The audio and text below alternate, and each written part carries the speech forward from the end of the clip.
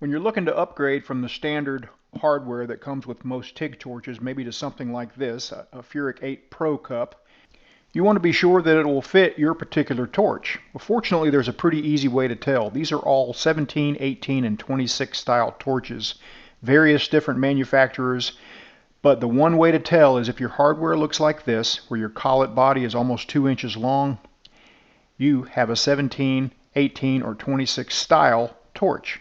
Could be any of them. Doesn't really matter.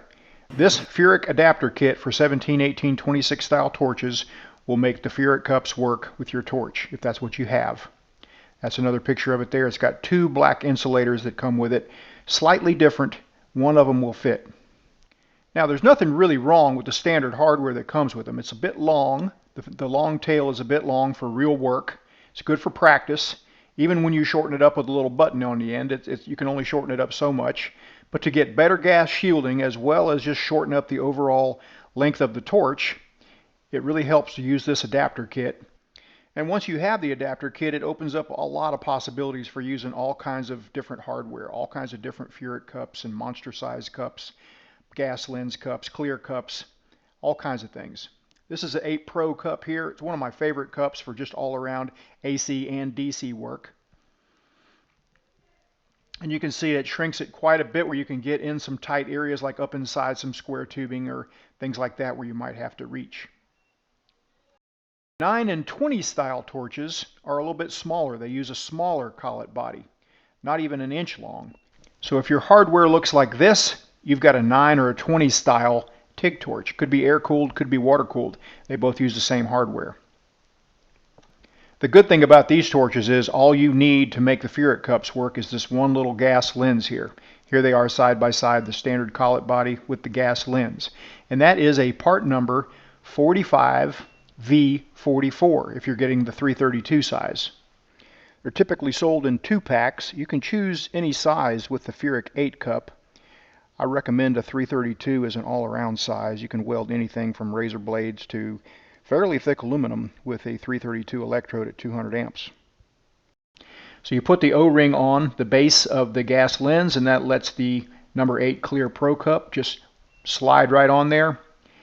And you're going to see lots of benefits, one of which is just much better gas shielding. The other thing that I really noticed is it just lights everything up way better for me, helps me see where I'm going, helps me stay on track.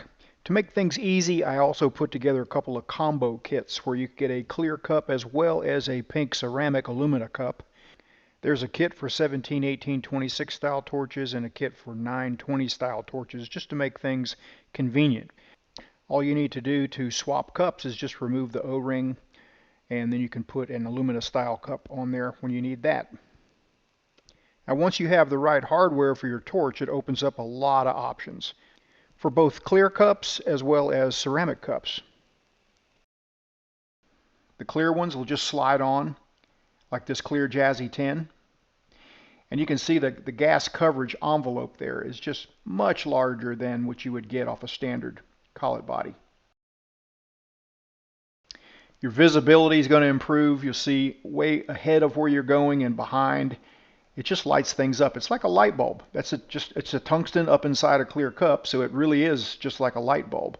The ceramic cups, just remove the O-ring and they'll all fit on there too. So again, it really opens up the possibilities for you. Just getting the adapter kit or the 45V44, depending on which torch you have. So once again, if your hardware looks like this, you have a 17, 18, 26 style, and you need a Furick adapter kit to make the Furick cups work. If your hardware looks like this, you have a 9, 20 style, and all you need is the 45V44 to make it work. And again, for convenience, once you know what style torch you have, you can just select one of these combo kits, and that will open up a lot of options for you. I did a short production run of fixtures a few years back using this cup, and I showed how that a certain size filler metal was only good up to a certain amperage range, and then it started giving you some problems. So at 140 amps here using 1/16 ER70 wire, it did fine. But going up to 170 to try to get a bigger fillet, you can see how that tip of that rod is balling up before I can ever get it into the puddle. It's working. It's just that it'll work even better if I increase the filler wire size. So in order to get the correct size fillet weld on here, I had to feed so much rod with the 1/16 that I wanted to jump up a little bit. So this is working much better. The tip of the rod no longer balling up and blobbing in the puddle. It's feeding in there nice, and I got a little bit larger size fillet weld, which is what I wanted. Sometimes it's really helpful to be able to look through a cup, depending on your perspective and the angle and where you have to position your head.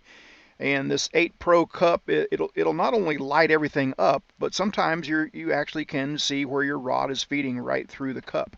You don't always need that, but it is nice when you do need it.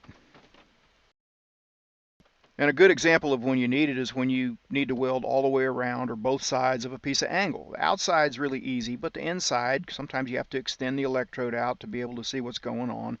So being able to look through the cup and see the tip of your electrode, see where exactly your filler rod is going, can be a big help. Even on welds that are on the bench right in front of you, nothing in the way, you don't need to look through the cup or anything like that.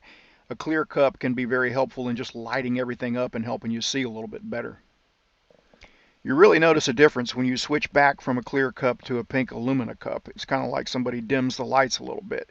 Now, if you've got 23-year-old eyes and 20/20 vision or better even, and you can see everything, maybe you don't want to fool with a clear cup. But it really helps me. I'm not 23 anymore, and I can use a little help sometimes. Notice how it's lighting everything up around here. I can see several ripples behind and where I'm going. I hope you can see it as well as I can. I've tried to make this look just like it does under the helmet. Of course, there's a difference because this is what you're seeing here as a camera as opposed to through a helmet, but it's pretty dang close.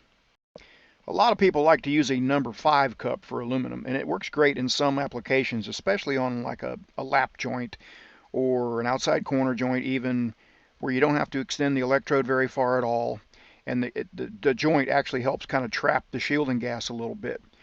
So for a T-joint or a lap joint, it really works great. And you can see me here kind of raising the arc length a little bit as I add filler and as the height of the puddle grows a little bit. That keeps me from having to clean so many electrodes. So with a number 5 cup, you can get by with probably 12 to 15 CFH of shielding gas, which is kind of a saving sometimes.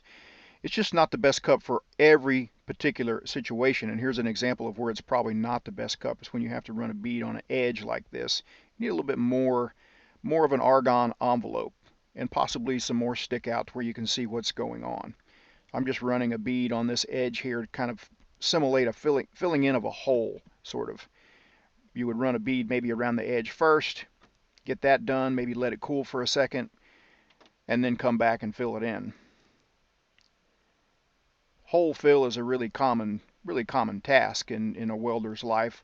You know, whether it's repairing a pontoon or a rivet that wallered out, a rivet hole that wallered out or something like that. It's pretty easy, but it really helps to have really good shielding, and it can also help to be able to see through the cup. It could be kind of a slow go sometimes. You don't want to get in a hurry. And then when you get something like this finally filled up and sealed up, you might want to give it a few extra amps and kind of let it soak, let it sink in a little bit, kind of punch it in a little bit so it's not just barely sealed. And then when you're finished, taper off and swirl the arc around so that you don't leave a crater hole, crater crack. I use the 8 clear cup on a lot of different stuff. I leave it on the torch a lot of times because it's so versatile, good for both aluminum and steel. All I need to do is kind of like swap electrodes out when I switch. A couple little quick changes on the welding machine and I'm good to go. A very good all-around cup for DC and AC. Here I'm coming up on terminating the arc on this little cube project. And once again, I swirl the arc as I taper off the amperage so that I don't leave a crater crack, which would be a leak in the case of if you're building a reservoir or something that needed to be airtight or watertight. For both AC and DC, whether you need to look through the cup or not, it does help light everything up, gives you good gas coverage, lets you use a longer than normal stick out, longer than you can without a gas lens, that's for sure. And the biggest benefit that for me at my age with my eyes is the way it just illuminates everything and lets me see where I'm going, lets me see the details of the puddle a little bit better, because it really does just kind of light everything up. I know I'm sounding like a broken record here, but I started off using these cups just so I could produce better welding videos. Now I use clear cups all the time.